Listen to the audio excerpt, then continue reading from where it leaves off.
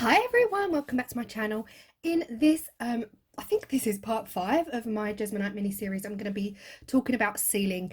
Now, I said at the very first video you don't have to seal, but if you are using coasters that are going to be prone to spillages from drinks, then they do recommend that you seal your product. Also, if you're using Jesmonite for a product for your garden, this is an outdoor product as well, they would recommend sealing to make sure that they are weatherproof. Weatherproof. We all know what I meant. So Jesmonite Sealant. Now, I only found out, and I said that in a couple of videos back, that you can actually use any acrylic sealer with Jesmonite. I didn't know this at the time, so I did purchase some Jesmonite Sealant for AC100.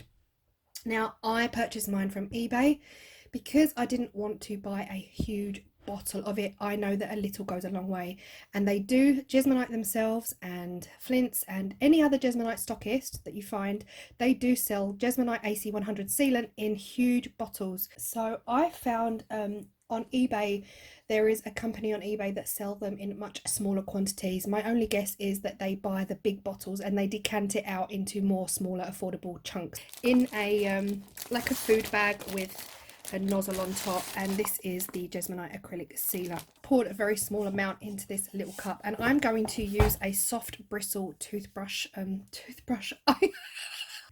Oh dear. Okay, I've had a sip of tea and I've calmed down. So you can use paint sponges. You know, you can buy paint sponges. I don't have any at the moment. So the plan is I'm going to seal one, and then I'm going to leave the other one completely without sealant, and we're going to test them out to see how water reacts to both of them. I'm just going to do straight, neat from the pack, straight on to the coaster with my brush. The recommendations are that you paint two, but you don't allow the first one to dry completely. You just allow it to be touch dry, a little bit tacky before you put the second coat on. Doesn't say how long that takes, so again, we're all learning here together. So I'm going to go for the first coat on this one. I'm going to leave this one out. Can't see much of a difference if I show you in the light.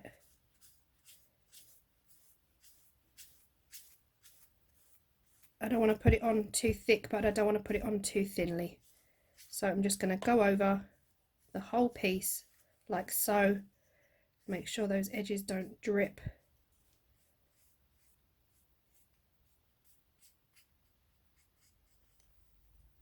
Okay, I think that should be okay. I'm not sure if you can see that in the light. Now, from all of my sources, this does dry matte. This does dry matte. It does not give you a shine.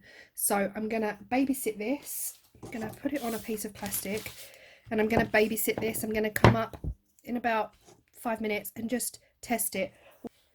So I just picked it up to double check before I went downstairs, and it actually feels dry. The sides aren't, but the top feels dry seconds later. So I can still see the lines in the light. If I hold it up to the light, you can just see the lines, but it doesn't feel wet, but it doesn't feel tacky. So I don't know whether to just go ahead with the second coat now. Sorry, this is very much a learning curve for me as well. So I think I'm just going to go and do the second coat like immediately.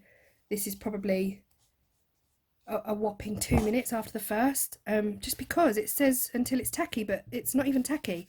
It's completely dry, nothing's coming off. Anyway, I'm going to go in with that second coat, I think, just to, maybe I'll put it on a bit thicker. The second coat I'll put on a bit thicker. This is 24 hours later. There is a physical difference in the texture of these now. This is still that concrete smooth finish, and this one has you can really feel a difference in the surface. Now, I was speaking to Virginia, the lady I mentioned has really helped me a lot. She said that using a brush can leave streaks in your top coat, in your sealant. So ideally you want to use a sponge, but again, I didn't have them, so I can't see. I can feel, and in the right light I can just see some brush strokes. But yeah, definitely a difference in the way this feels. The water test, I'm going to drop some water onto this one and some water onto this one, and then we're going to see what happens over the 5 minute period. So hopefully the camera will pick it up. Pretend it's been raining outside.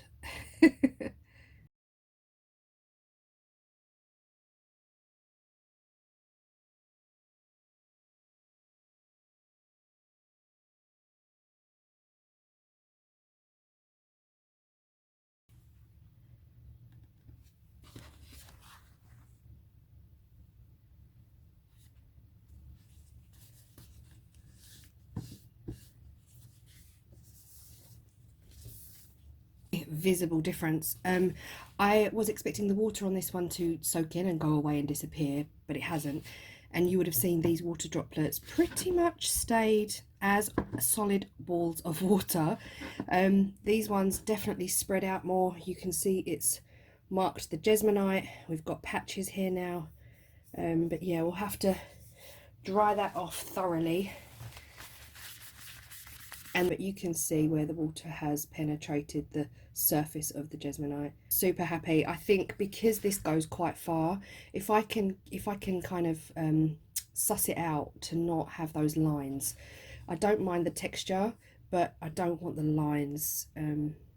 Then I will probably use the sealant on everything I make, just because what a difference.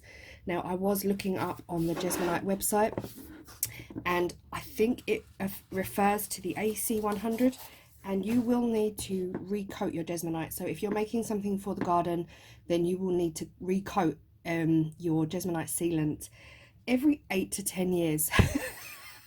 So put it in your diary. I hope you found this video informative and helpful and all of those things. That's enough from me, and I will see you in the next video. Bye.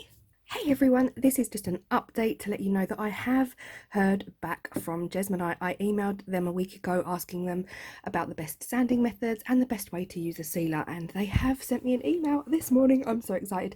So they have told me that different grade sandpapers can be used, and people start usually with a lower grit and work their way up to a higher grit depending on the finish you want. They also said to leave your Jesmonite for 24 hours before sanding. And they also said with the sealant that minimum of 2 coats should be applied. The first coat should be applied using a 10 to 20% ratio of water to dilute the Jesmonite. This is going to help that first coat bond to the Jesmonite, and it should be used with a foam brush, a high quality density roller, or a high quality brush. They also then said to leave that until it's tacky, which again I didn't find with the neat one, but they said the second coat should be applied before the first coat dries. That might be why I didn't find it tacky, because I hadn't actually diluted it with any water. But the second coat, once the second coat is on, then you're good to go. They do say minimum 2 coats, so you could always do 3 if you wanted to. I just thought I'd drop this in at the end of the video. The information came through just in time to be able to share with you. So I'm going to put it on the screen as well, of what they said. So I'm really, really happy that I've actually heard back from Jesmonite and they've been able to share this information with me so I can share it with you and we can all do it right. Anyway, I hope you found this helpful. Again, I know I keep saying it, and I will see you in the next video. Bye.